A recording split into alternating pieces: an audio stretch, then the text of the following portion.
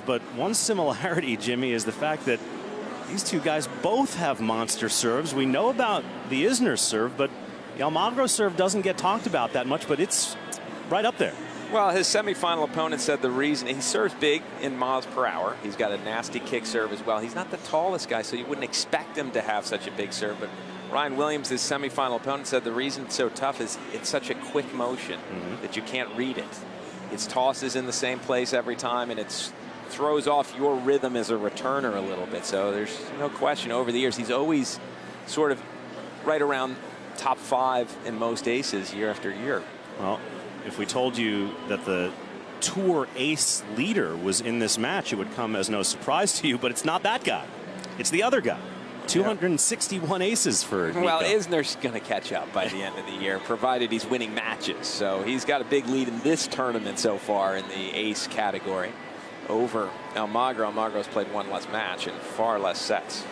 The players there greeting a woman by the name of Jeannie Camrath Gonzalez, who is 100 years old and was just inducted into the Texas Tennis Hall of Fame. She was introduced by former Secretary of State James Baker, who's here today. She used to teach the secretary tennis back in the day. And she also played here at a tournament here at River Oaks when they had women's tournaments as well. So a nice moment for Mrs. Gonzalez, and nice of the secretary to be here. And of course, all the big hub of Reagan Bush people in Houston. President Bush, the elder, has a home not far from here in the River Oaks neighborhood. And he loved tennis. He does still love tennis. So I'm surprised that he hasn't come out very often. This is the setting. If you're just joining us for the first time here at River Oaks, it is truly one of the quaint and picturesque venues in professional tennis. About 3,500 seats on this old-style stadium court, not completely dissimilar from what you see at the Hall of Fame in Newport. And the players love it, the fans love it. Not a bad seat in the house. Let's show you the draw from here in Houston this week. 28 draw, 4 buys for the top seeds, which is bad luck for John Isner. He just missed the last buy. And he did, but he needed match play, so maybe for him in some ways it was good that he's gotten an extra match.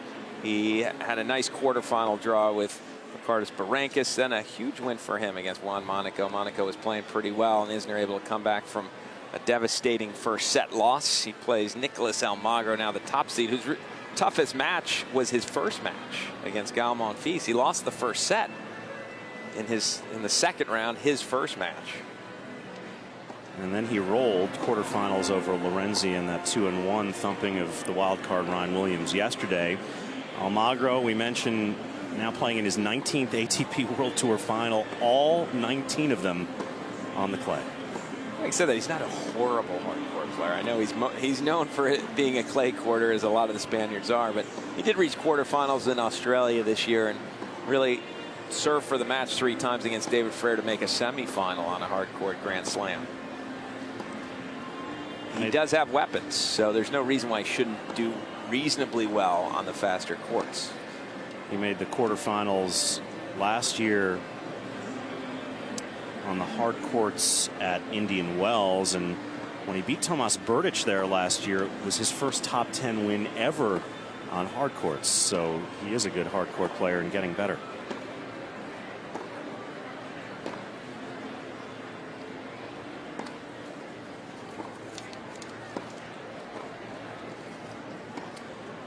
Sticky conditions here on Championship Sunday for our final match. John Isner and Nicolas Almagro getting through their warm-ups. Brett Haber and Jimmy Arias with you from River Oaks Country Club. Jimmy, sticky conditions, maybe not what John Isner was hoping for. Definitely not what he wants, and it's just become sticky in the last 15 or 20 minutes. The sun came out. It's back down behind the clouds now, but look, he's a guy that tends to get tired in long, tough, hot conditions, and against Almagro, that will definitely be the case if it does stay warm.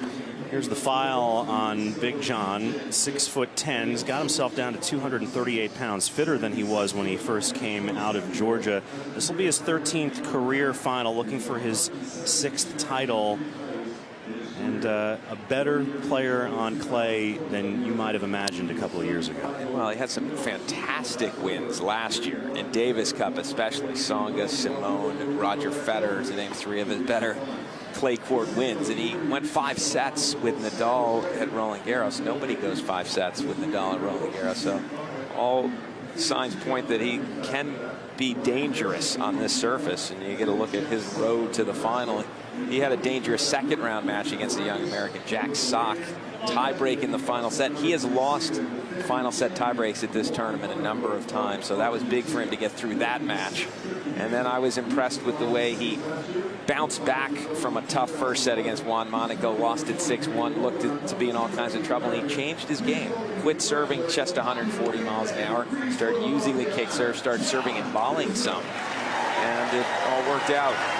We had some unofficial research, and we think that's the first time that John Isner has had his serve broken 3 consecutive times in a match on the ATP World Tour. We're still trying to finalize that research. It's certainly the first 6-1 set that he's lost since last year at Indian Wells. So a shocking start, but a very positive finish. And there's Almagro, so comfortable on this red stuff. He will hop a flight, as John will, right after this match to Monte Carlo to get the European clay court season underway. But he's got work to do here first.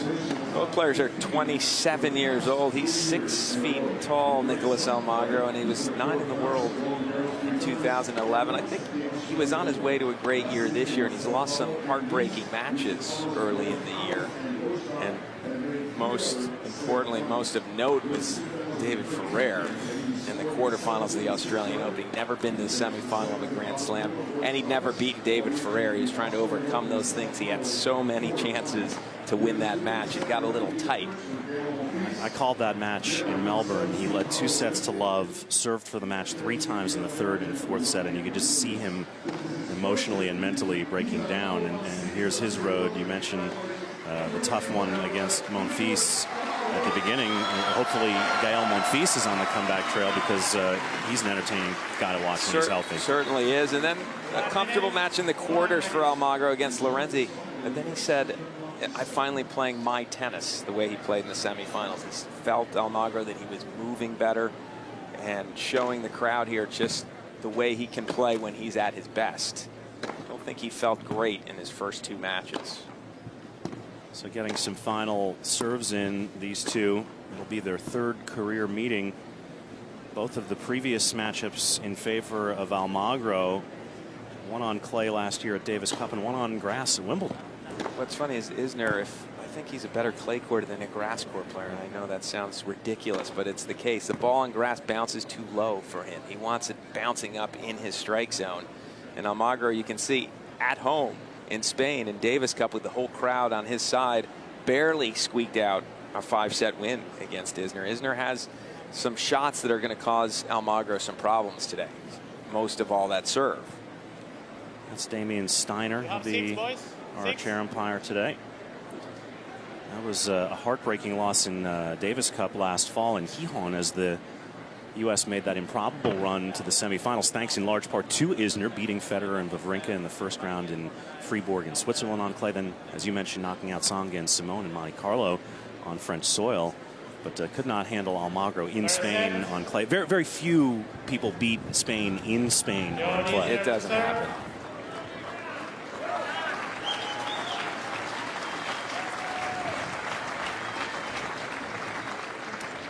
Well, Almagro in the back of the court tying his shoes, and I think he's going to have to run an awful lot today, because he's going to start these points off from so far back. He's going to need those shoes. Isner begins.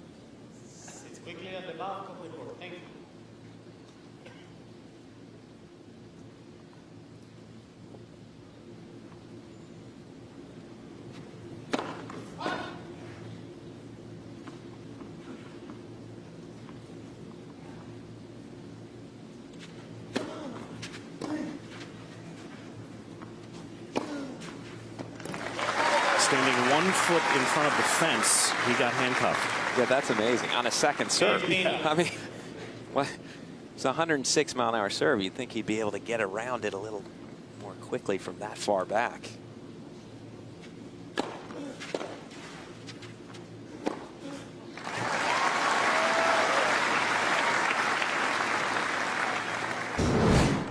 this is Isner when he's at his best. This is what he likes to see. Big serve, gets the short mid-court ball, and he hits that forehand. He gets a lot of practice with that shot.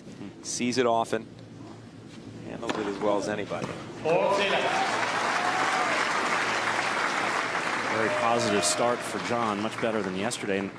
And maybe Nico needs some time to wake up, because once again, within 40 minutes before the match, he was snoozing in the locker room. Didn't hurt him yesterday, but off to a sluggish start in the first game today. Not only sleeping, comatose with pillows piled on top of him on the sofa, with all kinds of hustle and bustle going on around him. I have no idea how he does that. Long tradition of Americans in the final here in Houston, continuing with John this year. What's funny is the Americans would have been favored in most of those finals that we're showing you, other than Ryan Sweeting, the one who won. The only time in the last 12 years that there wasn't an American in the final was 2007. That was the year that Ivo Karlovic beat Mariano Zabaleta, and we would be remiss without saying that you extended that tradition 3 different occasions.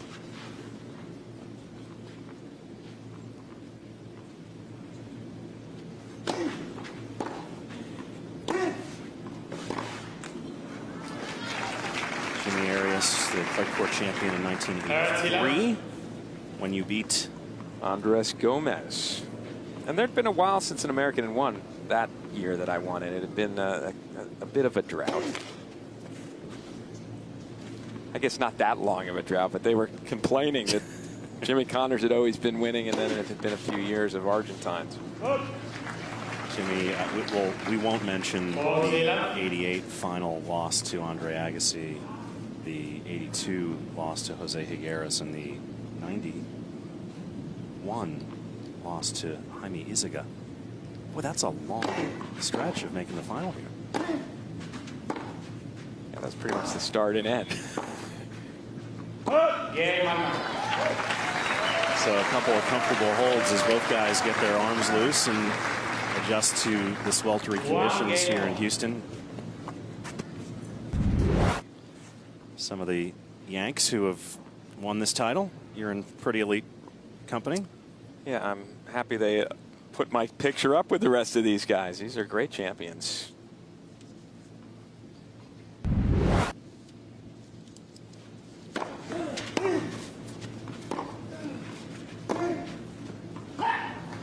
Mats Wilander was also on that chart. He's the one guy who wasn't an American. And you beat him here at River Oaks, but not in the U.S. Clay Court Championships, because they had the River Oaks Invitational for many years here. Yeah, this was the only time I ever beat him at this club. What do you think of that play? Wear me out. What do you think of that play from John with Nico pinned back as deep as he is? I understand why he's going to have to do that some. He's got to. If Nico can stay so far behind and run down enough balls, that's going to be a problem for Isner. So he's got to keep him honest, maybe have him feel as though the drop shot could come.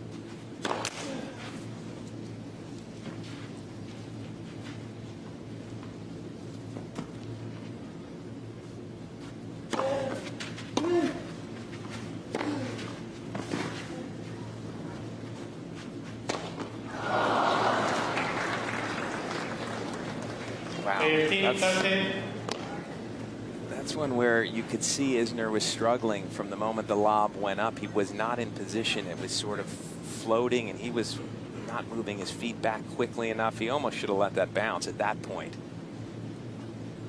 He's trying to blame the sun, but it's not really out at the moment.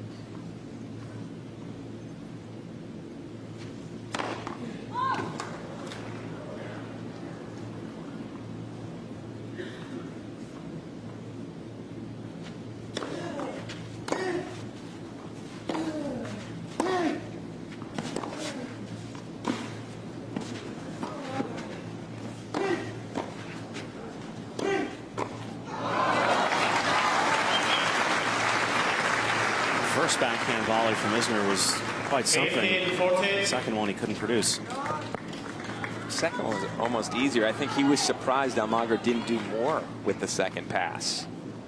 He had plenty of time to go anywhere, and he sort of just rolled it right back to Isner. A couple of break points right away, and the sun is slightly out, and this is the side yesterday in the first set especially, similar time to this, that Isner was struggling to hold serve. Got to use the wide serves today against Almagro. You see how effective it is. Almagro is so far back. He hits the ball short on the return from that far back, it seems. So it gives Isner an opportunity. Wide kick serve, big forehand in the open court. Sun is fully out now.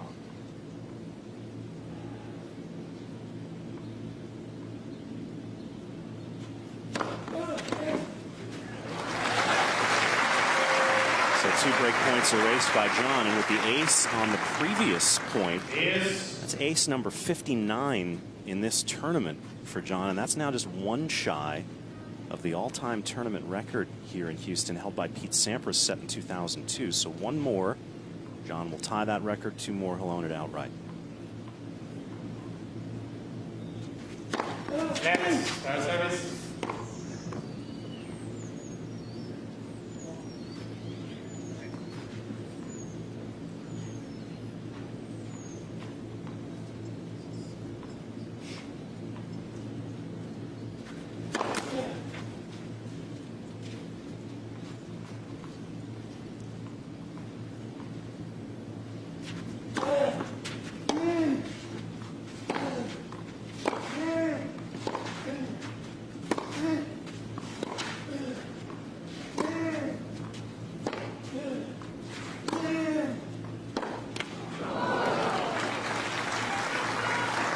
You can see that the trouble that Isner has is when the points start on even terms. It's difficult for him to find a way to hit through Almagro. Almagro's so far back, moving well, but can still generate pace from back there. He's got to get the upper hand right behind the serve, and a decided upper hand. He's going to have to bring in some serve and volley like he did yesterday occasionally. So effective serving and volleying on that second serve yesterday. He created a playbook for himself on how to beat a guy like this. And double faults away the break, and so as hard as breaks of serve are to come by when you're playing John Isner, there were 3 yesterday and 1 early today.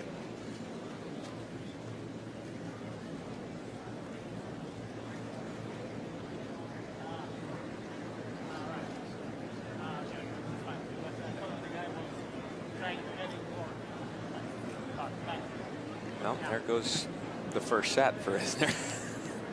Not quite that quickly, but that was a strange game. He missed an overhead, dumped a fairly easy volley, threw in a double fault. He gave the game away for the most part.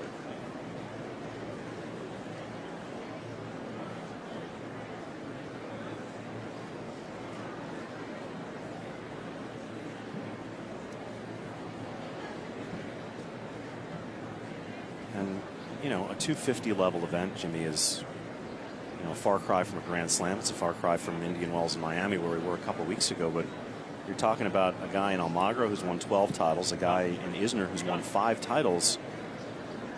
You know, titles are titles. That's a big deal. This is a big day. Absolutely, for both guys. And it, you know, in some ways, even more so for me, for Isner, just because he needs that confidence. Time. Sit quickly, please. Ladies and gentlemen, thank you.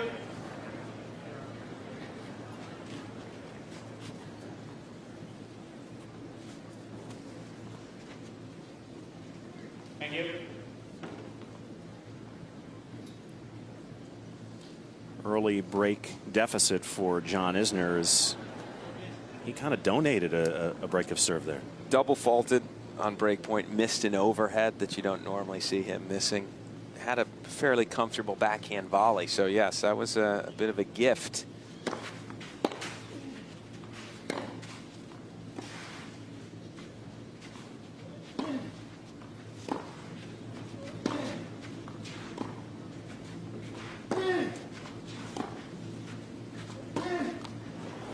Now Almagro is not as good a returner as Juan Monaco, who Isner beat yesterday, but he is a better server, a decidedly better server. So one break against Monaco, maybe you feel you have a chance to get it back. A little more difficult for Isner to get it back against this guy.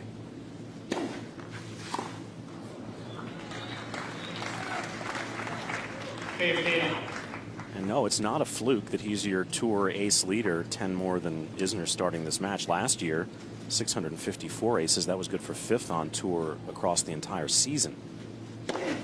And remember, he's doing it on, for the most part, clay. He's winning, playing the majority of his matches on a slower clay court. So it gives you an idea that that serve is a real weapon. You've just seen it the last 2 points. Left service.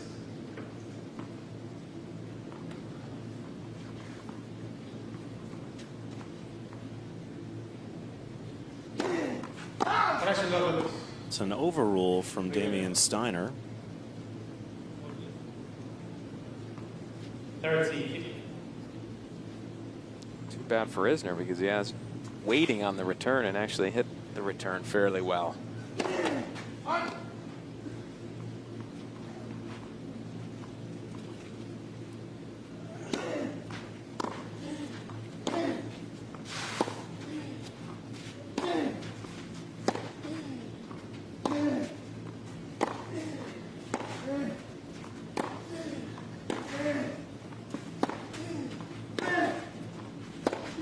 That's brilliant stuff from Isner.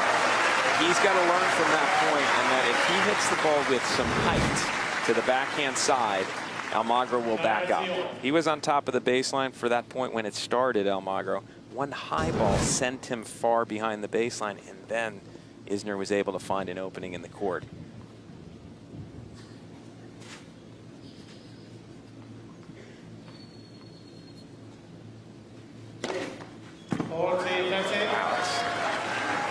That's a big serve. It's not just the ace category where Almagro is effective. 7th on tour last year in first serve points won. 9th on tour last year in second serve points won.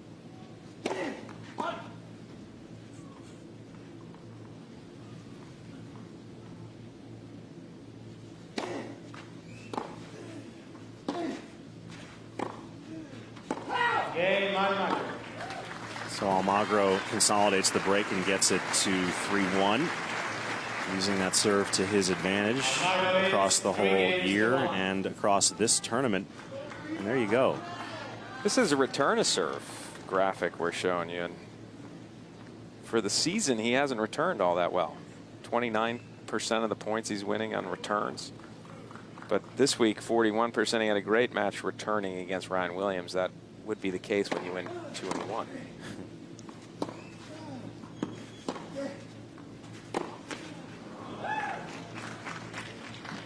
And his serve numbers this week are great as well. He's leading the tournament in second serve points, 160%. And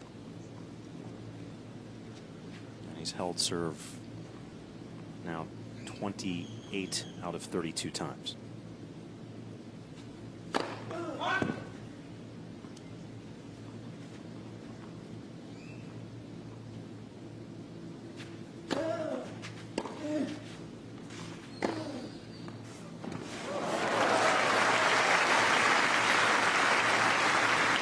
It just seems to me that if you're Isner, you've got to be able to take advantage of a guy that's returning serve. Literally, our cameraman is in range. He's so far behind the court. It's just, you've got to have some openings in that situation. Keep going wide till you force him forward a little bit. Then you can go with the bigger serve down the tee, and don't even bother with 140 down the tee till you've forced him to come forward. And again, he handcuffs Almagro with a body serve, second serve up against the fence. But Jimmy, what you're suggesting John do, while it makes a ton of sense, when you've got that gun in the holster that he has, it's hard for John to leave it in the holster. You know, it's hard for me to imagine. There's no 140 that I was ever bringing. So if I had a 140 mile an hour serve, you're right. I'd probably think I'm just going to go with that one. But that's the serve right there. 111, but almost in the seats. And it went for an ace. It was hit so wide. And that is the one that ties the record. That's the 60th. So now even with Pete Sampras for most aces ever fired in this tournament. I suppose if I'm going for the record, I'd go 140 on this one. 128 anyway.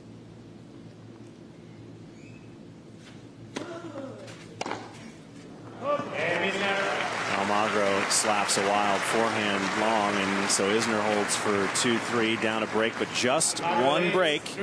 60 aces for Big John in this tournament.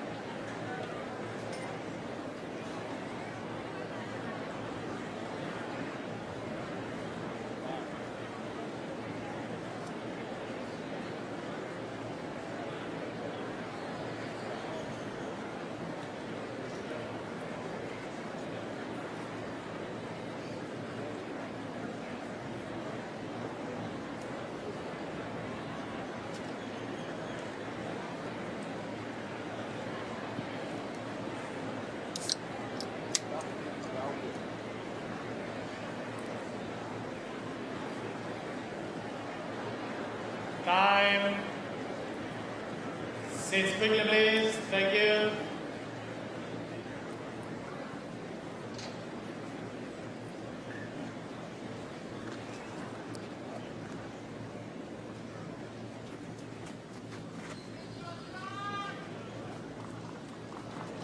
Early lead for the top seed Nicolas Almagro in this Houston final, taking on John Isner. Now Almagro serving up 3-2 near court.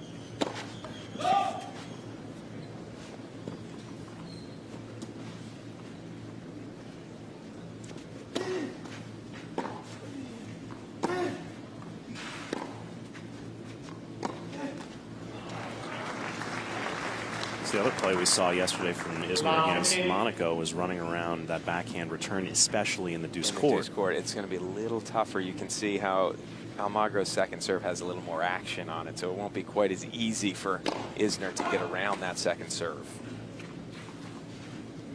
And the reason we like that play better in the deuce court is... Sends him right into the center of the court. Having said that, again, the pressure of just making the move to run around caused Almagro to hit a double fault. And here's a slight opening for Isner.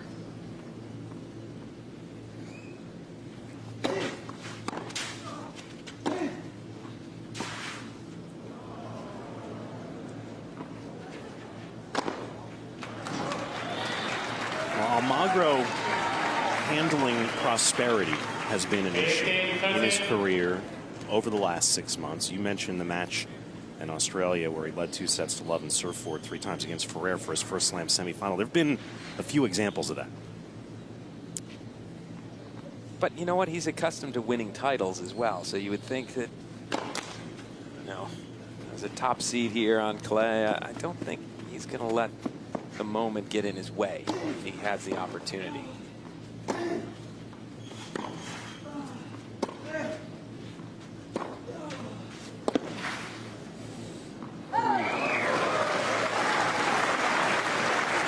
One play that Isner can use today, we're seeing it already, is not just going with pure power, but height.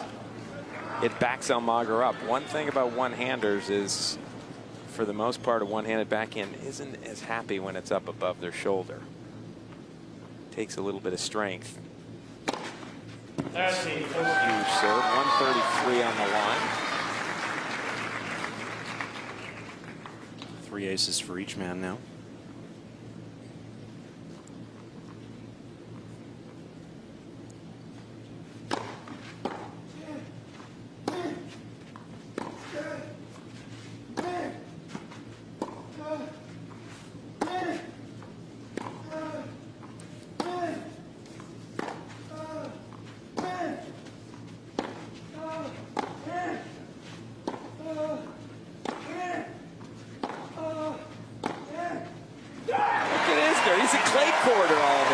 He's staying far behind the baseline and retrieving, hitting loopers. And outsteadies Almagro. Well, that's what you suggested, is that he needs to not just use 2 dimensions of the court, but use 3 dimensions. Use the vertical aspect of it to get some height on his balls and push him back. No question, especially against that one-handed backhand. And Almagro looks happy to back up when he gets that high ball. So that allows Isner the chance to step in. That was a huge game for him to get the break back. And we see what happens with John when the confidence starts to flow a little bit. The attitude changes, the posture, the gait, and he can roll. Much less exhausted, it seems, once he starts rolling.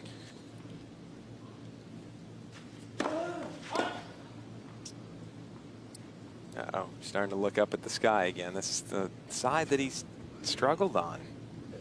Well, the wind is gusting a little bit now in his face.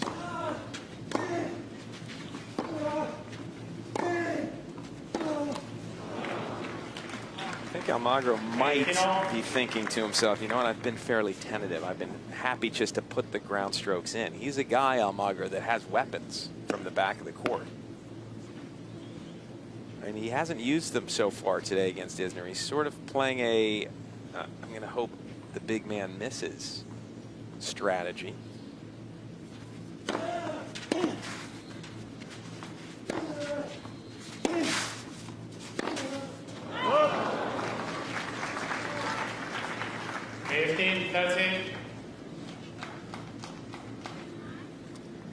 How much more complicated is it for Almagro with the one hand on the backhand to deal with the extreme angles and the pace?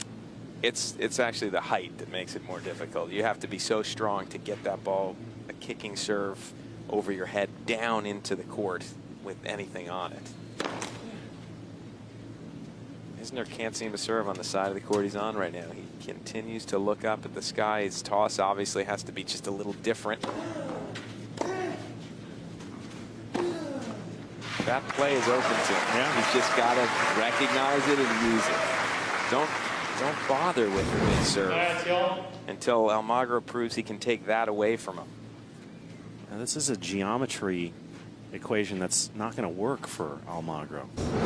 The angles that it comes from, that one-handed backhand, the space in the court, it's a losing proposition for him.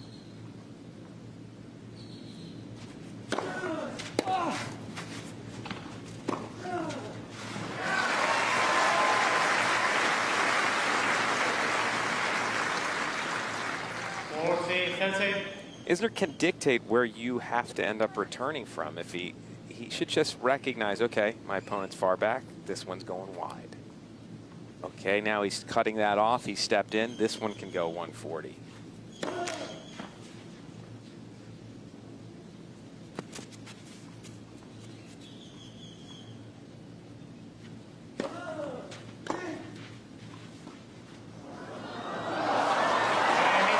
Just a savvy game of tennis from John Isner from a serving perspective. And with that drop shot, seeing Almagro pin deep, and he recovers the break and leads 4-3.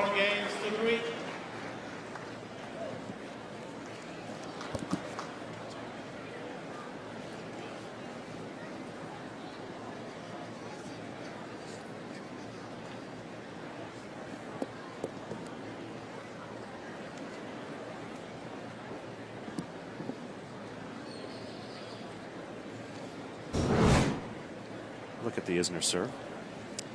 It's funny, as I think it feels as though on that side of the court, the rhythm's a little bit different on his serve. I don't know if he's tossing it a little lower, but it's quicker motion. But boy, that was as you can see, he wasn't sure when he hit that drop shot whether it was clearing the net, but it turned out to be perfect. You know, maybe the fact that that's the side, or whether it's the sun or the wind or whatever is bothering him over there, is forcing him to be a little more conservative, at least in his mind, conservative, less pace. Right. And maybe that's actually a benefit to him. It could be, yeah. As he saw, he's got to recognize that the wide serve is going to be very effective for him all day. Time.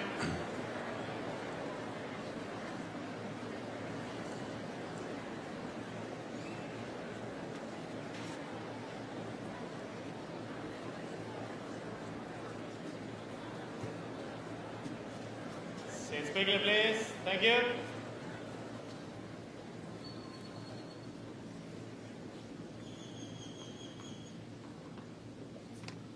Back in Houston, John Isner recovers the break deficit. Now leads 4-3.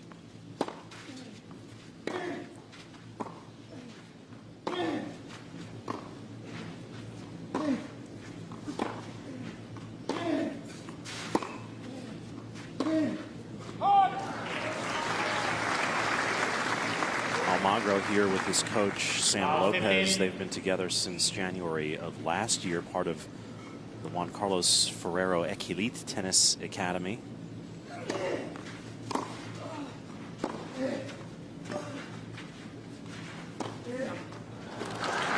Ferrero himself has been doing some traveling with Almagro on the road. 15. Pretty good guy to have on your bag. And Ferrero, a former, did he make #1 in the world? Not sure. I know he obviously won the French 03. Finals of the U.S. Open that year as well.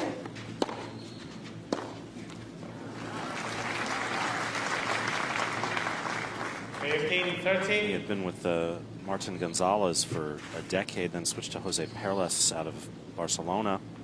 And now with Ferrero's group.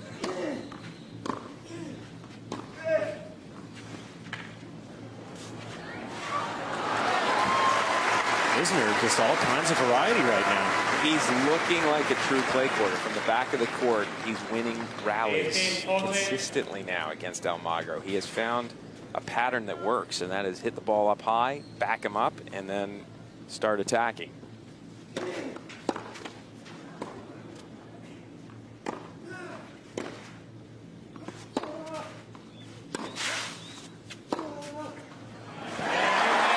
Big man tennis, and not only the break retrieved, but now a break advantage. And John Isner will serve for the set. Isner leads 5-3.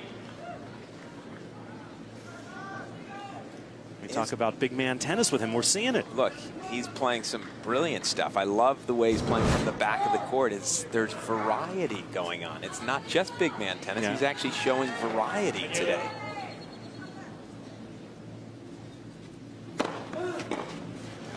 But he also seems to have a better handle right now on what a green light ball is and when to go ahead and whack one. It looks as though he's relying on his movement, some defense. He's not afraid to play defense a couple of shots until he gets something that he likes the look of. And this thing is the constant. And I mean, when he played so well beginning of last year on the clay, we all came to realize, look, the guy's going to hold serve on clay, on grass, on hard, on the moon. But this stuff gives him a little more time to return.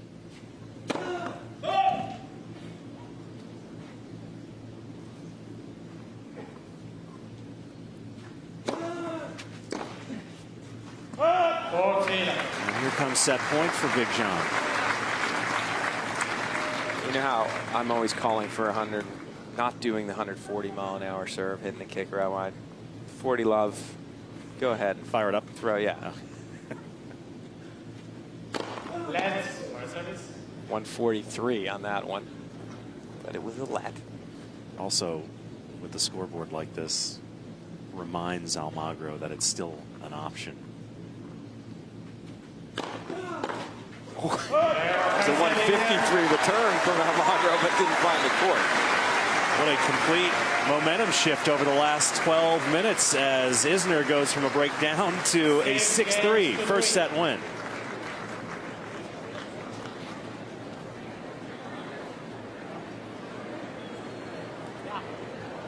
Wow, Jimmy Arias.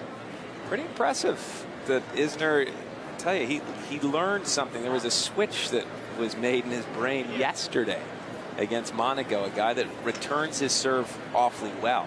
He had to figure out a way to win points. And all of a sudden today, he's figured it out against Almagro. When you look at the matchup, you understand why Isner can give Almagro trouble. Almagro is playing so far back, but he's not an elite speed guy. He's a guy that controls points most of the time when he's playing. When he's playing other clay quarters, he's hitting big serves and moving them around. And he's come into this match, Almagro, in a defensive posture. It's not his best game. I think this is John's formula. I mean, I know the pace is great, but we saw Monaco yesterday. No problem with 145 miles an hour getting that back. The strings are such, the racket technology is such, the athletes are such that they get that stuff back. But the jump, I mean, you can't build a racket that's going to make you 11 feet tall.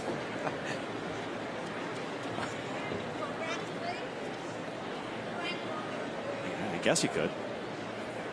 Tough to control. It's that far away from your hand, you're in trouble. Talk about extended handle.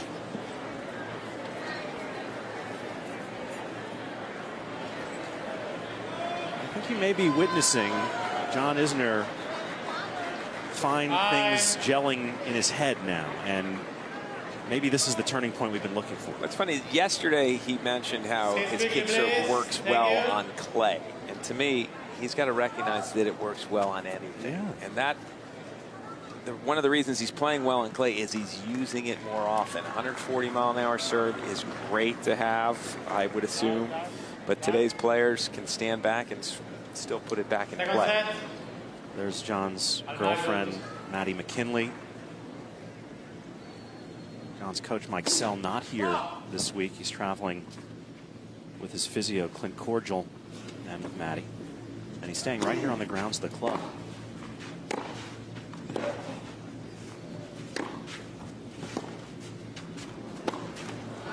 I mean, those little shots, that slice defensive reset the point, that he didn't used to have that. He might not have had that 3 days ago, it seems to me. All of a sudden, he's playing some great defensive tennis, and Almagro did, to me, made a little adjustment in the first point in that he's been playing defensively from the back of the court, trying to just get the ball in play. And I think he's made the decision, I've got to control the baseline points. Tried to there, and Isner defended well. 15 on. We mentioned John staying with a family in a private home right here on the golf course at River Oaks Country Club. He's got to walk to work. No tournament car necessary, just a couple 100 yards.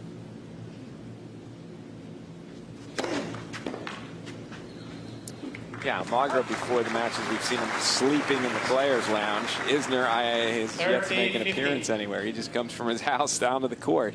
And apparently that's the house that Leighton Hewitt used to stay in when he played this tournament every year. And one year Hewitt didn't come. Isner took over the house that Hewitt had been in, and he's kept it ever since. 15. And, you know, Hewitt was back this year, but he's aced out of that house.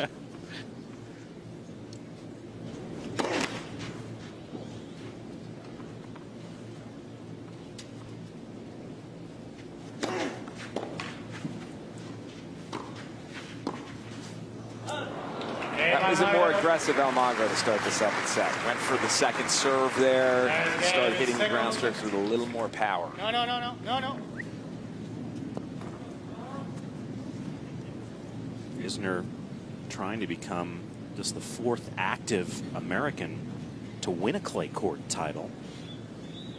The three who have him right now are Marty Fish, who won this tournament in 2006, Ryan Sweeting, who won here in 2011, and Sam Querrey, who won in Belgrade on the clay, tournament that doesn't exist anymore.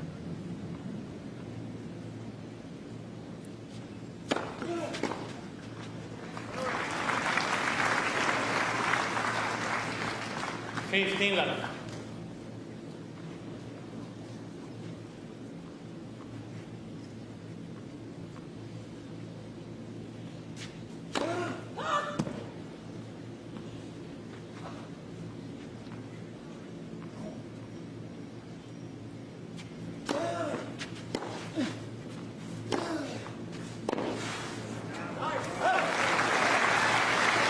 At some point, you know, Almagro's going to have to change. He's going to have to try to catch that ball on the return before it gets so high up over his head. That has been the formula of guys who have, you know, pushed Isner, have given him different looks. Yeah. Too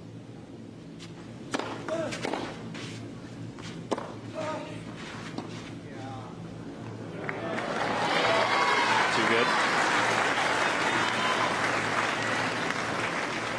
I saw Ricardus Barranquis in the quarterfinals kind of alternate between towing the baseline on the Isner serve and then fading back to the fence. It seemed a little tougher to do as a one-hander. Yeah. Well, you shouldn't be that big with that soft a set of hands. He's shown some nice touch. Isner has today a number of times. This one was a play I like, and Almagro made a good return as well as he could. There's no answer for that combination when you're starting the point from that far back if Isner can continue to show that kind of feel. A little tangled up in his size 15 shoes there. 40-30.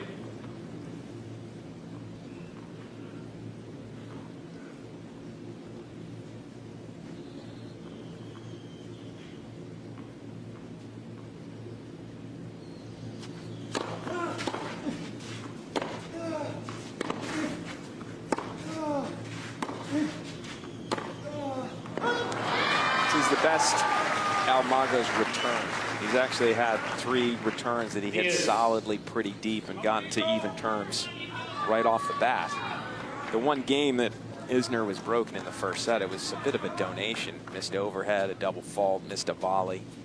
This is the first time Almagro's actually been able to get his racket on the return and hit it with enough on it that he's not in absolute trouble.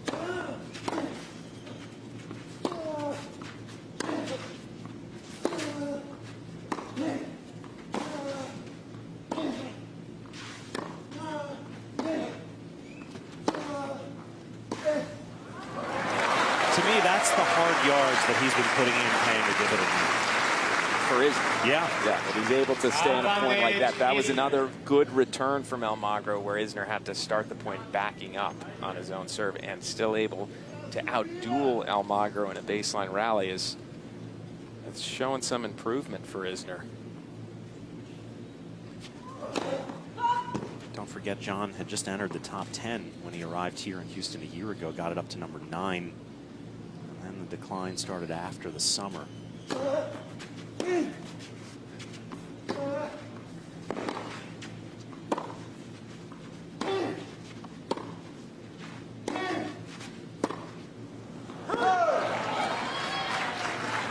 window isn't that large. I mean, he went to 4 years of college, which was a good move for him, but it meant he didn't become a full-time pro until he was 22 years old. He's now about to turn 28 in 2 weeks. He's actually done a great job over the years of improving. Each year there's some part of his game that gets better and better.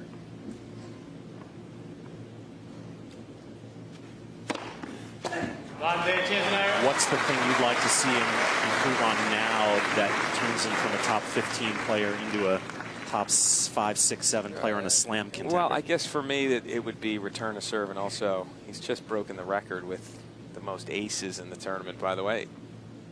A more effective cross-court backhand. So that kick serve pays dividends. Sends the overhead out of the stadium. He hits a shovel backhand that he can sort of shovel down the line. You need that shot. He has that one. But if he could get sort of a heavy backhand that opens up the court, cross-court, he'd get more forehands to look at and be able to win a few more of these baseline rallies. Having said that, it has looked better this week, his backhand. He's gotten some roll to it, some topspin, not just sort of that flat shovel. And we have seen him pull the trigger up the line a couple times. The return has gotten better. The fitness has gotten better. The footwork has gotten better, talking about since he came out of UGA. Let's start with really the forehand. He had the serve coming out of Georgia. Then the forehand turned into a weapon. Then the movement, the fitness. He could still work a little bit on sticking some volleys. He's got nice drop volleys. Yeah. Maybe he needs to. The more he sees how effective that serve and volley is off the kick, maybe it'll become a focus. I know he spent a ton of time with his team improving his core strength to be able to withstand these long rallies that he sometimes finds himself in.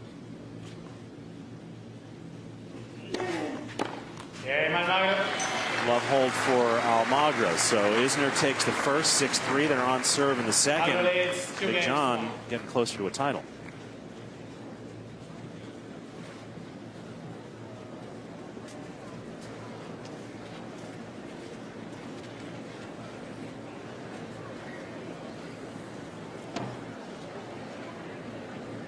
I smell two things, Jimmy. I smell the barbecue coming over from the members area by the pool, and I smell another John Isner 3-setter.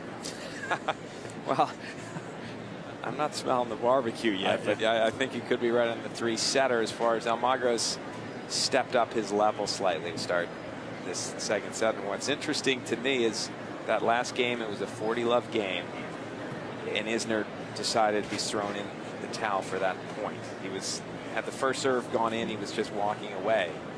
And the second one, he just stepped in and hit as hard as he could. That's a sign that maybe the heat's there for him a little bit, and he's starting to feel effects. So 40 love, don't waste the energy now. Save it for another time. That's something that is tough for him, that he can't play 100% every point. He's got to sort of pick and choose when to try. Is that, I mean, you never want to see a player tank a point, but is that necessarily a bad play? I mean, I know it's absolutely a play he should use, but it's a sign that he's feeling a little tired.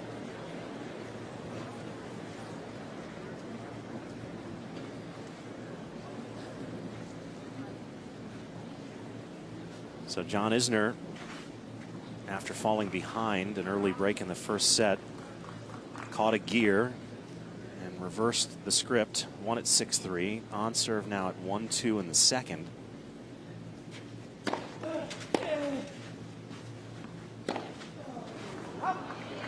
Was pushed in his last service game to do so. Starts this one love 15.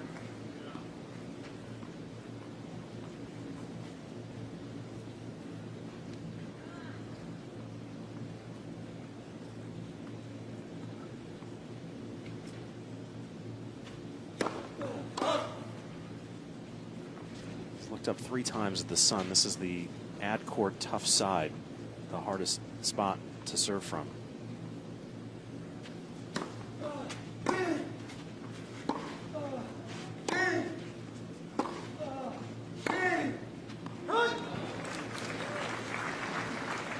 Almagro just off on the one-hander. We've talked about the handicap that it causes Almagro to have to fight the angle from Isner with that one hand, but it is a beautiful stroke. Yes, it's technically fantastic. All the guys on tour with the one-hand backhand, they have pretty backhands. It's just a disadvantage. I wouldn't teach. If I had a student who wanted to make it on the tour, I would tend to steer him towards two-hander just because of return to serve, such an important part of the game. And it's tougher for a one-hander. You've got to make a bigger grip change. There's a lot of things involved. Sam Lopez, Almagro's coach, part of that Ferrero Elite Academy. Thank you.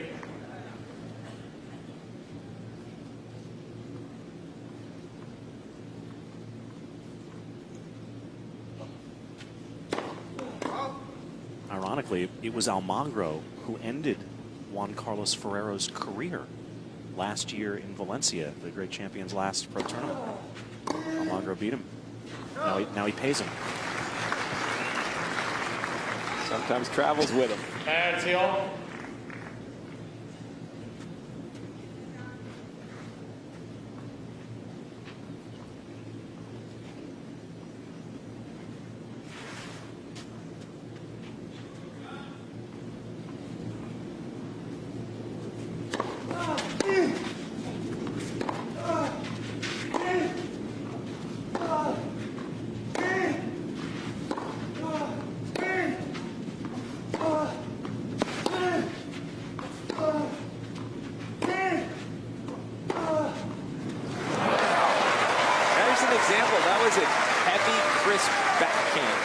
That's the kind of shot during that rally that Isner needs to do a little more of. He's improving on that stage, but this forehand just unloaded. He's got a legit weapon from that side of the court, obviously.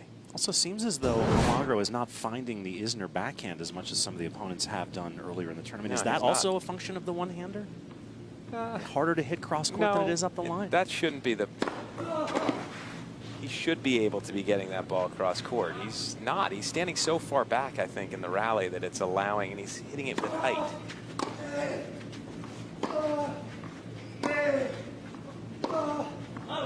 It's Just overhit by John. So the two-hander is able to sort of get down through the court a little flatter, gets to the backhand side a little quicker, and all of Almagro's backhands right now have loop. Right, but when you have that two-hander, and I don't want to get too technical, when you use that offhand, that left hand for Yeah, a right, can help you drag it cross yes. court? Yes, but you should be able to hit it cross court with one hand as well.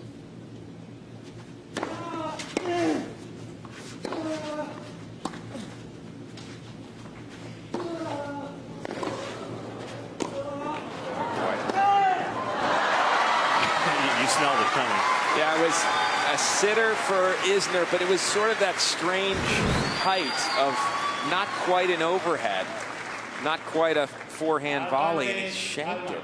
And as soon as he did, you could see Almagro's eyes got big. He knew, this is my opportunity. Break chance for the Spaniard here. He's had 3, converted 1 back at the beginning of the first set. And a time violation warning for John Isner from chair umpire Damian Steiner.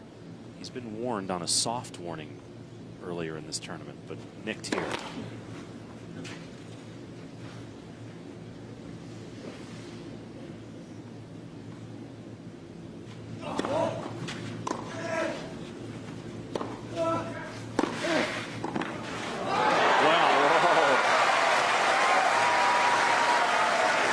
Players did all they could in that rally. It was a great kick serve, good approach, a nice forehand on the run. And it's a good thing he's 6'10" and not 6'6", or he wouldn't have been able to reach out for that forehand ball. I don't know what his wingspan is, but he used all of it. Yeah.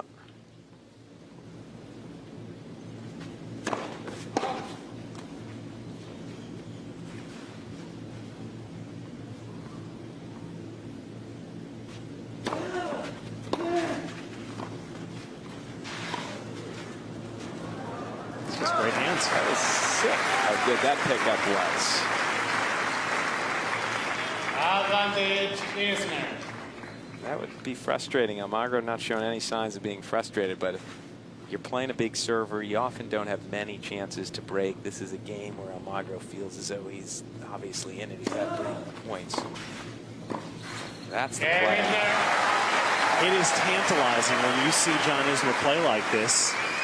This is what he gave us top 10 a year ago, and this is what made us think that he's maybe the guy outside of the big 4 that could be a Grand Slam contender. He's still got to get that return good enough to not have so many tight Grand Slam matches. It's that 3 out of 5 sets that really hurts him. Well, he certainly has to avoid some of the 5-setters in the early stages of slams. Look where John was standing to hit that serve. He's given a lot of different looks on return. He sometimes runs around. I like that part of his strategy for Isner. The fact that he doesn't do the same thing over and over to attack second serve. We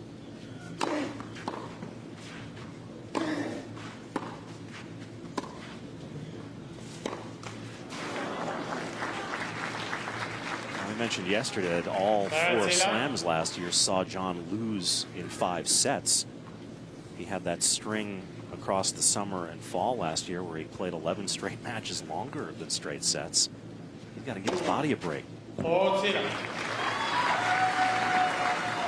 he's feeling a little bit right now the effects of this match, maybe the tournament having 3 setters all along, the heat today, because when he gets down 30 love now on Almagro serve, he doesn't. He's ready for the next game to start. He will pop a squat in the chair for 90 seconds and come back on serve second set.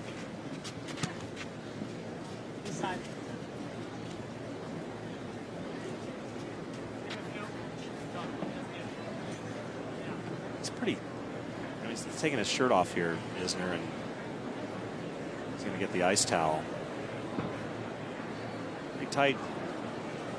I'm not crazy about sort of a dark blue colored shirt, to tell you the truth, on a hot day. Good point. Be throwing in the little different color, but he's changing his, looks like his dark blue shirt into another dark blue shirt. Well, I'm be curious. Is that the color that shirt, that other shirt started out as, and he just sweat through it? I actually thought about it when I saw him walking on the court, that it's kind of hot right now. I'd be going with a white shirt if I were you, but obviously the company that he's with, a lot of times they dictate what you wear. You would think they would dictate something that would make it easier on him. Yeah. He got dinged yesterday. That company with the alligators had too big of an alligator on his hat, and the chair umpire made him change his hat.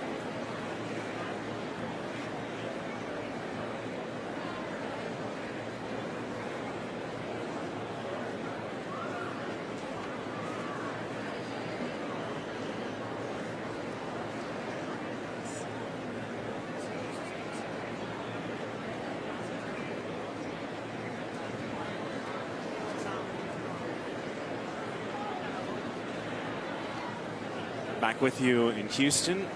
John Isner first set 6-3 on serve here in the second. He'll serve 2-3.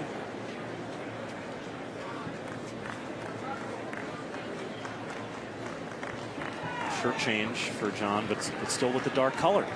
Dark blue to start in a hot, steamy sort of afternoon. I'm not sure that would be the color of choice for me. Seems as though the heat's starting to get to me. Had an ice towel on the changeover as well, so tends to slow him down sometimes. But one thing that Isner does really well is pace himself. He still holds serve even when he's starting to feel tired, and he just decides when to try to break. If he loses the first 2 points, he's not breaking that game.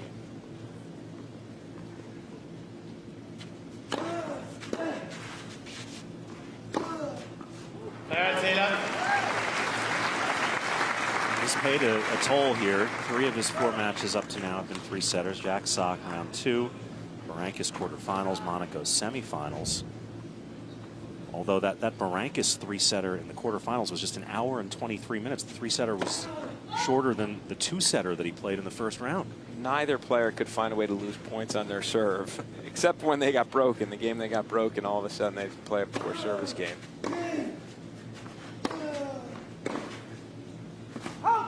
I mean, that's the way John rolls, and it is to his detriment. But this year he's played 19 matches. 9 of them have been longer than straight sets. So 4 or 5 sets at the Slams and Davis Cup and 3 sets in tour play.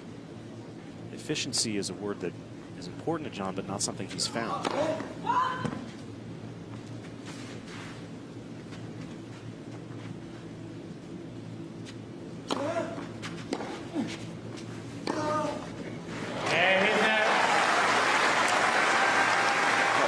Type of game where he holds it love gives him a little better opportunity to use some energy and attempt to break in this game. If he has a long service game, he's finally guts through it. I think he's a little tired for returning. We showed you that ace before, as you mentioned, breaking the tournament record held by Pete Sampras. Not anymore. Yeah, fairly efficient service profile from John here, but not lights out. This is the game he's looking to break. You can feel it because he held serve at love in the last game. He's got a little energy store. Love 15. He picks and chooses when he starts to get tired which game to try to break. This is the one.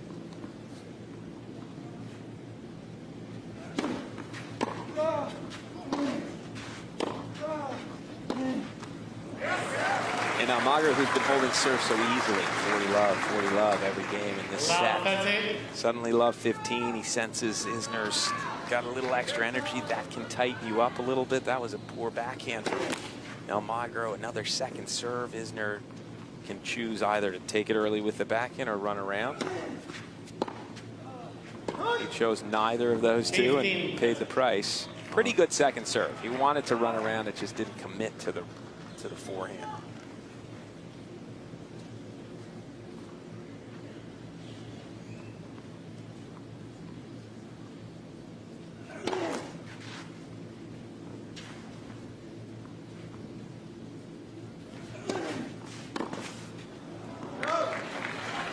That was a pretty good second serve.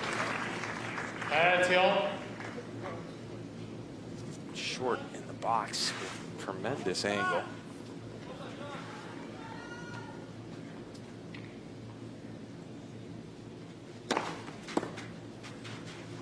I want to remember that love 30-second serve missed return from Isner. If he doesn't win this match, that was a critical point in the match.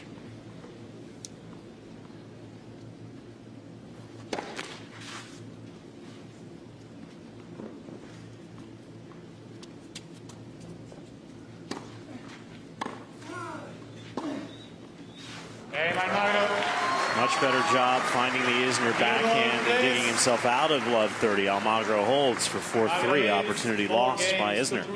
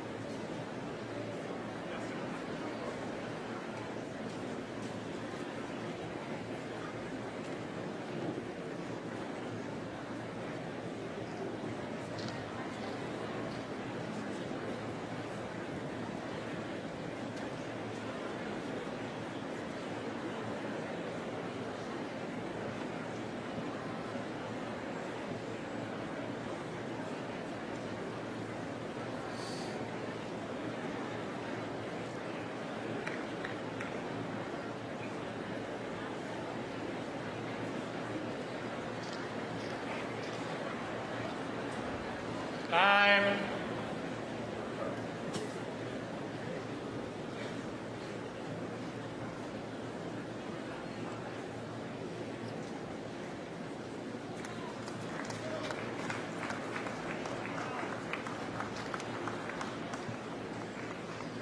U.S. Clay Court Championships moved to Houston in 2001. Previously, they were held in Atlanta, Charleston, and Kiowa, Orlando, Indianapolis, Charlotte, Birmingham, Pinehurst.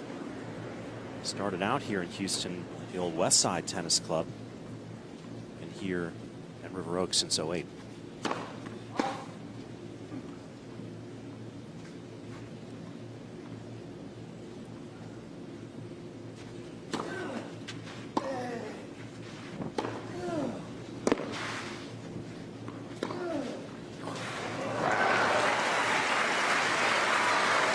Almagro's starting to show signs of being frustrated. He plays the type of point he thinks should be good enough against Isner. He got that ball deep. He felt as though he's back in the rally after hitting that ball, and Isner said, "You are not back in the rally," with the forehand. He just crushed down the line.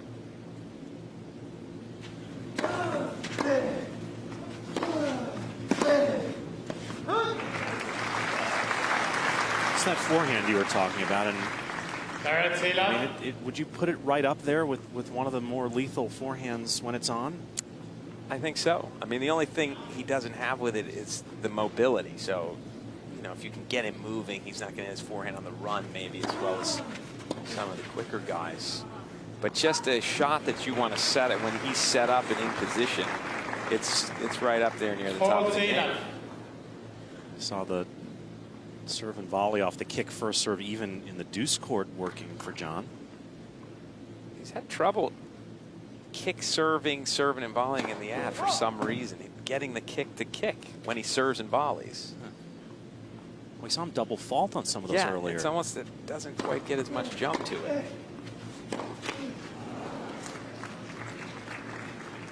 $40-15. By the way, we mentioned that the tournament's been here at River Oaks since '08. We can tell you, we think it's going to be here for a long time. River Oaks bought the rights to the U.S. Men's Clay Court Championships from the USTA last year, and they have a long-term commitment now. It's still a USTA championship. The winner still gets a gold ball, but it's now owned by the club.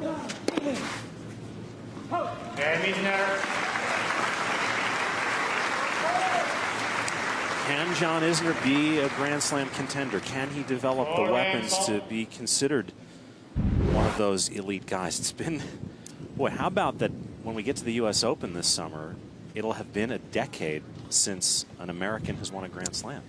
What's amazing to me is Andy Roddick's sort of his whole story. Obviously, he's the last American to have won any Grand Slam. It was the U.S. Open. And you had a feeling when he won that 03 Open that there was going to be 5, 6, 7 more. But unfortunately for him, Roger Federer became Roger Federer right around that same time. Well, Roger Federer won his first Grand Slam a couple months earlier at Wimbledon that year. But then 04, he became a different guy. Got to a different level. Having your career coincide with that guy's would be considered unfortunate. Yes, and then Nadal came around not too many years later. Then again, a lot of people, we dwell on what Andy didn't do. There's a lot to dwell on in terms of what he did do. I just feel like casual fans who maybe pay attention to tennis 4 times a year say that kind of stuff about Andy, and then when you consider that he hung around the top 10 for a decade, carried the mantle of American tennis almost completely on his shoulders for that time. Won titles every year for maybe 12 years. Yeah, I mean, that was a lot of pressure. Almagro is a little antsy in this game. For whatever reason, he's frustrated with how well Isner's played, how tough it's been to break. And it's showing in this game. 15-30, Isner's got to recognize it and take advantage. Almagro's pacing starting to quicken. Exactly. Hasn't showed much emotion till this point, but right now he's out of sorts. John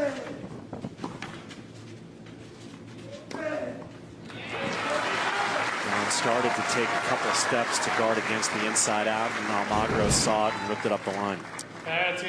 Pretty good defense just to make Almagro hit one extra shot. But Almagro had plenty of time to wait for Isner to make a move. Still a big opportunity for all. Second serve, you got to think Isner won't make the same mistake and back up. He's got to hit a forehand.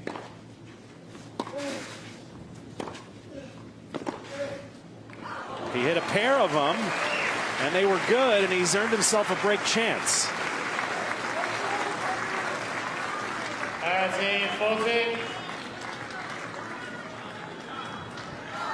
Now, if you're Almagro here, I know he also has a big serve that he can bring out, but I don't think kick her out wide and look to hit a forehand to the open court's a bad idea for him.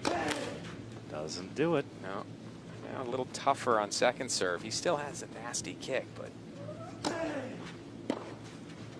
Oh, that's a serve that's going to cause some problems for Isner as well. Having said that, he knew it was coming. It was second serve. Take that a little earlier. Cut the angle off when you know it's coming.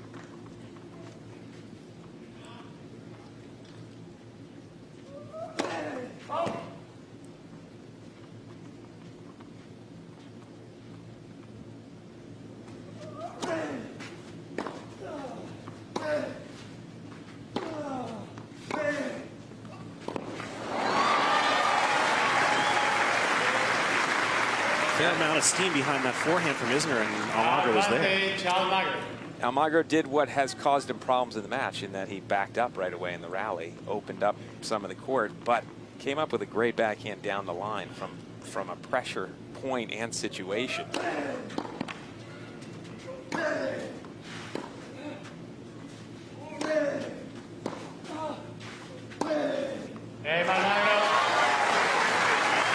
Was in trouble, Almagro. Isner had a look at a break chance if he converts these serves for the match. Instead, still on serve.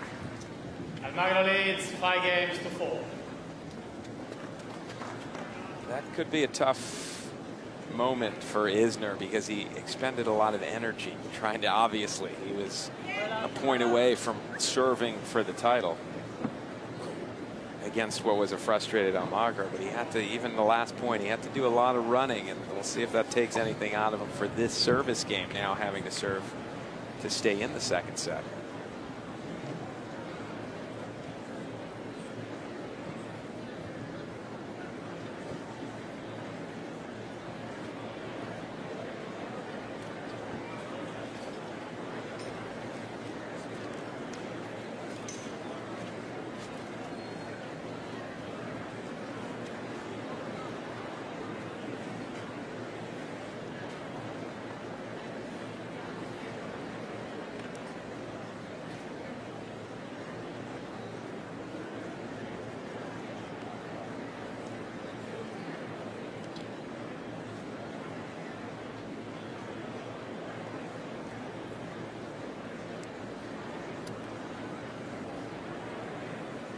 5.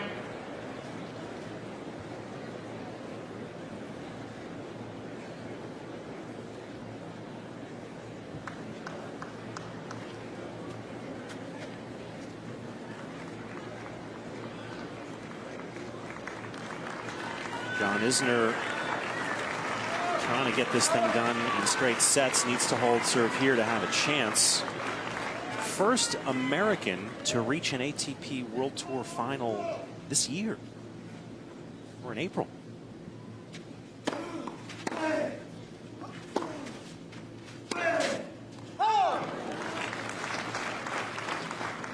It hasn't been a banner year for the Americans so far, but I think this tournament and the way Isner's playing might turn his year around.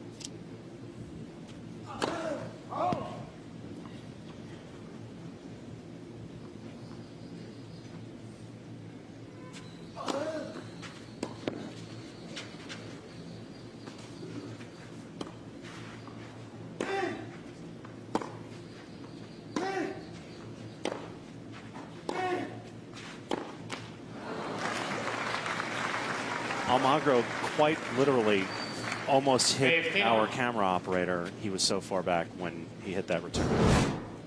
Look, that was after he hit his return. It felt as though he almost had to curtail his backswing a little bit to hit the ball. And Isner misjudged that return slightly, sort of let him back in the point.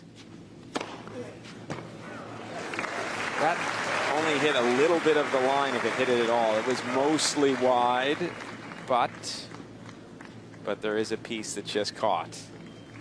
Damian Steiner confirms it, 5th ace for Isner, 62nd of the tournament. 30-15.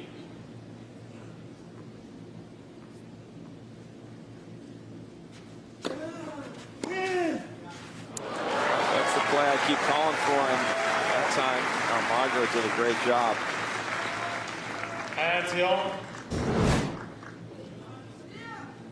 Again, how do you hit the ball past somebody from that far back? That's impressive. Players today can seem to do that. Isner needs to get in a little bit quicker, cut off that angle. Almagro, another one of the guys who uses the Luxilon Big Banger strings, and certainly helps him bring it up and down like that. That serves. At some point, you would think Almagro would try to take one of those early. It's so far over his head, and he's got to somehow generate pace from up there to get it deep. He can't do it.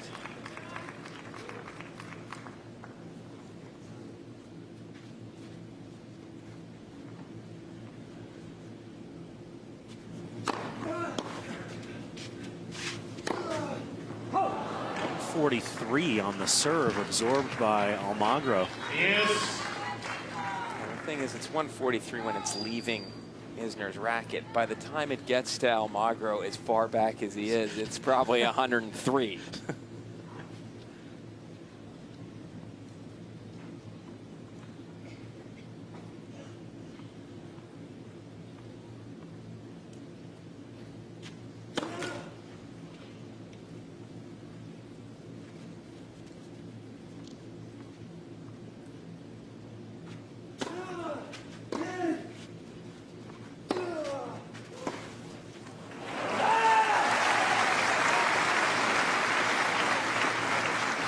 Funny how frustrated you get as a sort of a clay court player when you're playing a guy that serves the way Isner serves. You feel as though if I can just get in the rally at even terms at any time, any shot, well, then I'll win the point. And you can see it's starting to take its toll mentally on Almagro. He's starting to talk to himself. Yeah, Yelling at when it gets aced, all of a sudden that's affecting him. It nearly cost him the match in his last service game because he was 5 games old. Emotionally upset. He sped through that service game and ended up having to save a break point. That was the rap on Almagro earlier in his career, that emotional to his own detriment. Let's for service. He knows it. He's worked on it. He acknowledges it. And he's done a better job of controlling himself and channeling his energy.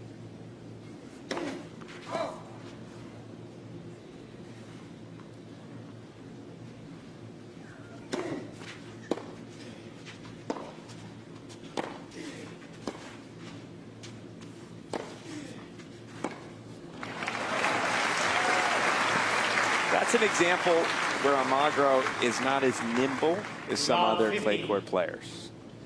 He's more of a power clay court player because he serves big. He likes to control the points. He's not accustomed to that type of stuff where he's got to slide and chip it back in play and neutralize. That's not his game. He's not a defender. And that makes for a tough matchup for him when he's playing Isner. Again, sort of indifferent speeding through this game again. And this time Isner's got to take advantage. Love 30, second game in a row on the Almagro serve. Again, he's rushing. Almagro's ready to serve. Isner's barely at the line. Yeah. He's going to stop the point, and he won't need to challenge it because Damian Steiner has overruled it. Now Almagro will ask Steiner to get down and check the mark. This is love 40 if the call stands. And it does.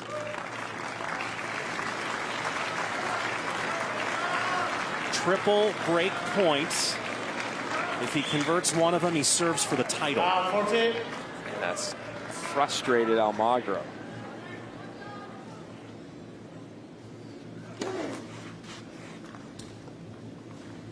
Run around it. Tough on this side. Now after seeing the point, yes, he should have run around. The problem is in the ad court, it's an all or nothing proposition. If he runs around, he's got to hit a winner from that position where he will be hitting the return from. Well, 40, maybe it's a time as a green light. You're right. First serve clips the back of the service line, so 2 breakers saved, and now antenna all the way up for John.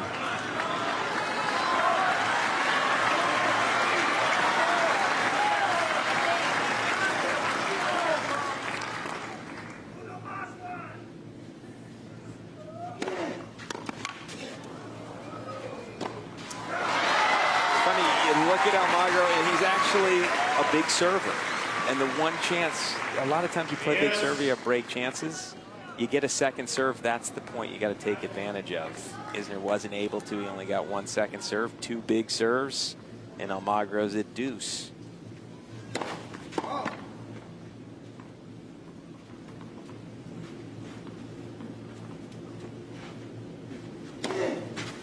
Doubles again. It's 4 in the match. Went for a big second serve that time. He knew that Isner has been running around effectively in the deuce court, so he tried to handcuff him with a bigger second serve instead of doubling. 4th chance.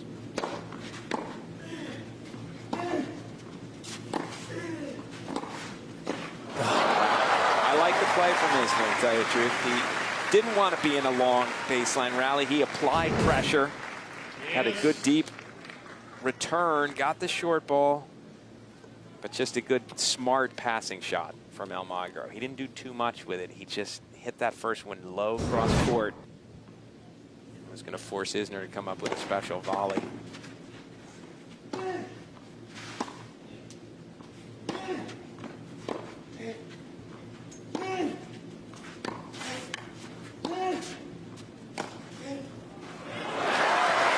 Was that mishit? That was absolutely mishit, but mishit beautifully if you're an Isner fan. I was looking for sort of the half wave, like I didn't mean to do that, and he didn't give it. What was funny is he got a wave from Almagro, who threw up his hand in disgust and sort of, that was where the wave came from. 5th break chance for Isner.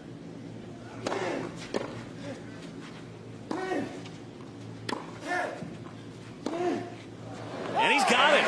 John Isner converts the 5th break chance of the game. Almagro launches a ball to the parking structure, and Isner will serve for the title. Isner leads 6-5. How do you like them apples? Well, I'm impressed, to tell you the truth, with the distance. I got a good look at the shot that he threw out there. I cannot believe how far the ball traveled just now. I cannot believe what I'm seeing. I'm right with you.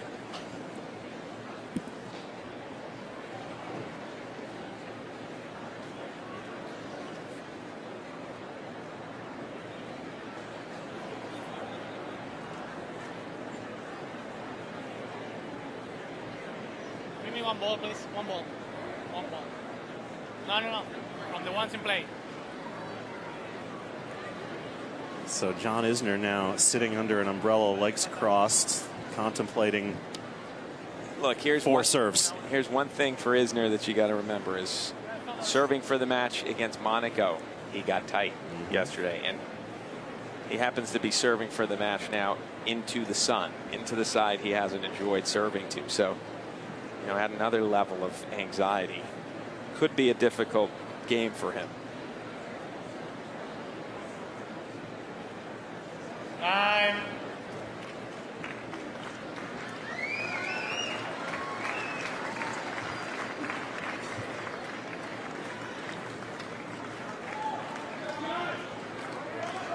John Isner had a minute and a half to contemplate the stakes here. Hold serve, and he wins the title in Houston. Thank you. He's serving from the tough side, sun in his eyes. Girlfriend Maddie urging him on. He got a little tight serving for the match against Monaco in the semifinal yesterday. Had another layer now that it's the title. It's into the side that he doesn't like, serving into the sun. This will not be a comfortable game for Isner. Trying to join these three men as active players with a clay court title. He's 4 points away.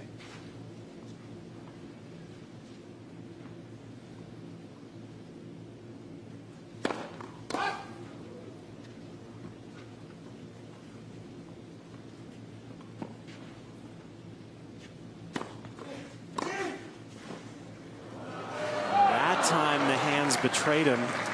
The return just ticked the top of the net, which made it even more difficult. A little add to that level of anxiety, and all of a sudden it's tough to come up with that half volley drop shot. Isner, when he served it out against Monaco, he did it with 4 big serves. The points he won were serve winners. He's going to have to come up with some serves now. It feels as though he's going to lose the rallies in this game. He was thinking the same thing I was. Crush that serve, but just missed.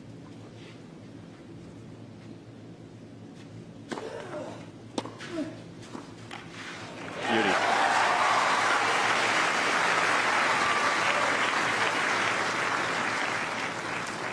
It's been 15 years since an American beat a Spaniard in a clay court final. Todd Martin in Spain, no less. Wow. Impressed with Todd Martin. And I'll be impressed with Isner if he can find a way to hold serve here.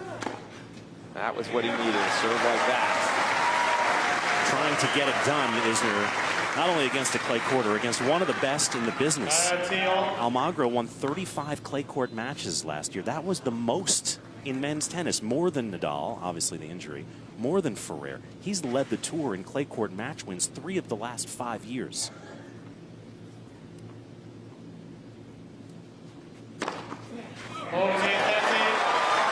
Ace number 7 brings on championship point for John Isner. Always calling for him kick, serve, and volley. Forget about it right now. Let's go with 140 ace. Cue the bomb. Cue the bomb, exactly.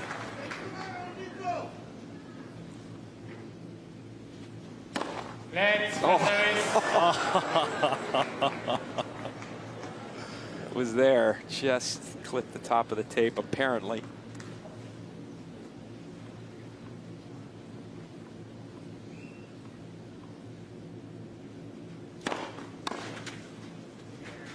John Isner wins Houston.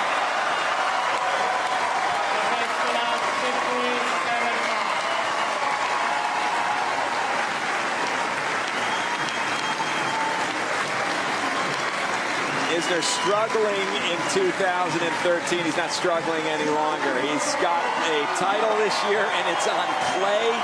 And it all came together for John Isner this week in Houston. He's struggled with his confidence, but the last two matches, beating two quality clay court players back-to-back, the confidence will be back now for John Isner. And look out, I love the way he played these last couple of matches. He showed some moxie from the back of the court.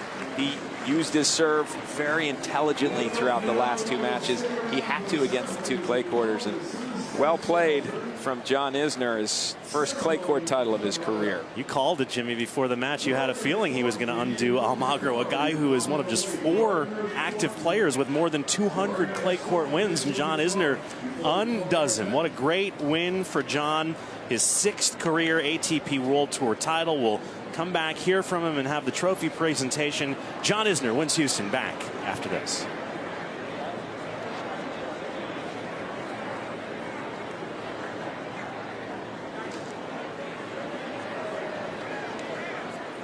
Jimmy Arias, I said we would see if your clairvoyance came to pass, and it did. Didn't look good when he was down 3-1 in the first set, to tell you the truth. I thought, oh boy, I made a mistake, especially with the heat factor today. I'm not sure Isner would have been able to win a 3-setter if they had gone 3. But I'll tell you what, though, your strategy 100% worked. He bought in. I don't know if he'll credit you, but he definitely won't, because I didn't tell him, but he's figured it out on his own. Well, the point is, he served 57% for the match, which is extremely low for John Isner. But the point is, if you can win serving 57%, you're winning with your kick serve. Yeah, exactly. Maybe he was lucky that he wasn't serving well, because the kick serve was working for him all match long. It was causing problems. Anytime you play a one-hander for Isner, he needs to think about that and recognize they're going to have trouble with the kick.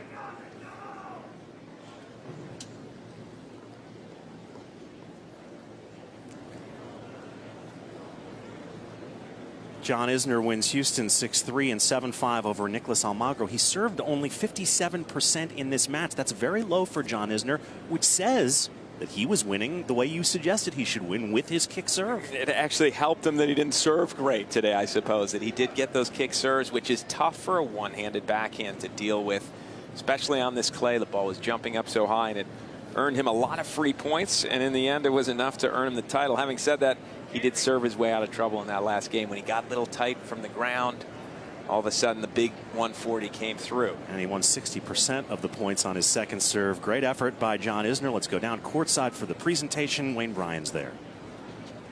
River Oaks, what a great week at tennis. What a sensational, spectacular final we've had today by 2 great athletes.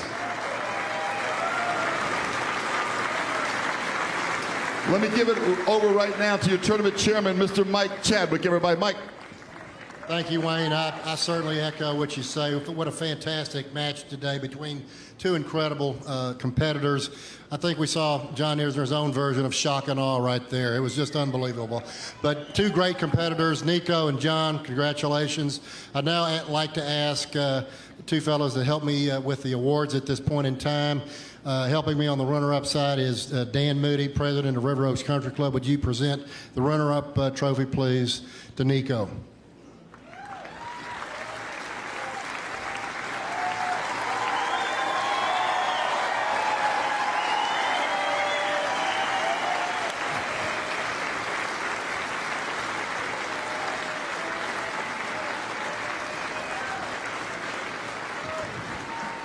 Nicolas, we loved having you in Houston this week. Bad luck today, but you've had a great week of tennis. Yeah, it was a good week. Of course, I want to congratulate John because I think he played really good today. Well, I enjoyed a lot that week, and we'll see what happens in the future. And I'm very happy with with everything with the tournament, I wanna say thank you to everybody that who make possible that tournament, and well, thanks to everybody to come to see the tournament, and hope to see you next year. Great champion. Thank you, Nico. And now, assisting with the championship award to John Isner is Mr. Christopher Seraphim, Vice Chairman of Fayez Seraphim and Company. 22 years of sponsorship support for this tournament. What a great supporter. But please present to John our finalist award, championship award.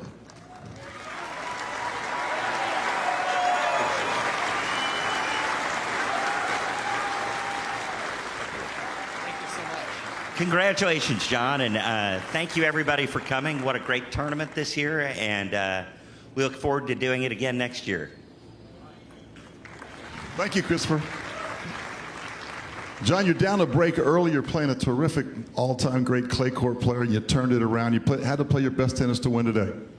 I certainly did. This whole tournament, I felt like I got stronger each and every match, and I'm very happy with how I played in the finals. In order to beat a guy like Nicolas, on clay, I needed to play very well, and that's what I did. Congratulations to you for making the finals. He's a fantastic player, a fantastic competitor.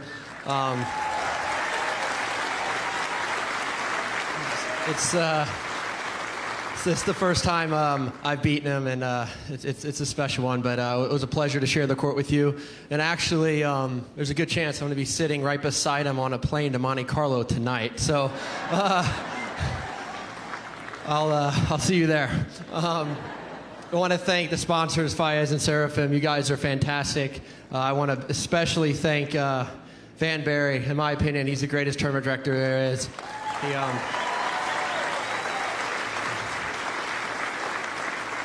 He's the man responsible for putting together such a strong field. I think this is the strongest field this tournament has ever seen, and I hope you guys enjoyed the tennis all week. The weather pretty much cooperated, and you fans were fantastic as well. I want to thank you all, and I'm very, very happy, obviously, today. And a couple more.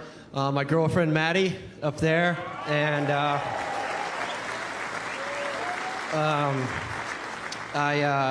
I travel with a chiropractor, Clint Cordial. In my opinion, he's the absolute best around. He's a jack of all trades. He keeps me healthy, and I certainly wouldn't be here without him, so thank you, Clint. And last but not least, I'd like to thank the Flores family for putting up with me again for a second straight year.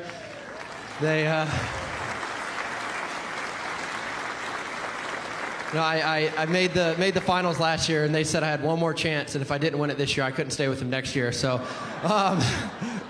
I think I can get that invite back next year, so big thanks to you guys. Appreciate it.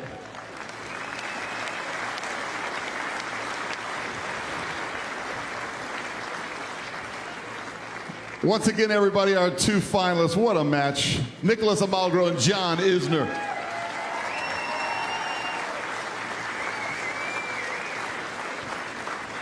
One of the charming parts of this tournament is that it's a big-time ATP World Tour event, and he stays with a local family on the grounds of the club. It's really nice. Staying in housing, you don't see that any time during the year other than here at River Oaks. And obviously, Isner enjoys staying there. He's lost once, final and win. And it's true. A lot of times, housing tell you, you better win if you want to stay with me. I've had them tell me that before as well. So a little extra pressure. I suspect a plaque going up outside the guest bedroom door. This will be the John Isner bedroom going forward. So John Isner hoists a trophy for just the 6th time in his career. He'll turn 28 in a couple of weeks, and as you heard him mention, he and Nico will be hopping a plane to Monte Carlo. The draw is already out for that Masters 1000 event. John's going to play Ernest Gulbis in the first round probably in about 48 hours. We'll see Almagro against David Goffin, the young Belgian, as the European clay court season gets underway. Not easy for these guys after really giving a lot of energy and effort today, but we'll see. They got a day to get back and get ready. Great day for John Isner. And let me ask you, Jimmy, as we hit the road here in Houston, do you think that we just witnessed the turning point as John Isner will now begin to climb back to the top of the game? I think he might, yeah. I think he's going to have some confidence. I can't say yes for sure, but I believe in him now after the way he played. John Isner recapturing some of the glory that we saw from him on the surface a year ago. Looked awfully good against two of the elite clay court players on the planet, back-to-back Monaco and Almagro. John Isner, the champion in Houston, for Jimmy Arias and our entire crew. I'm Brett Havers. So long from Texas.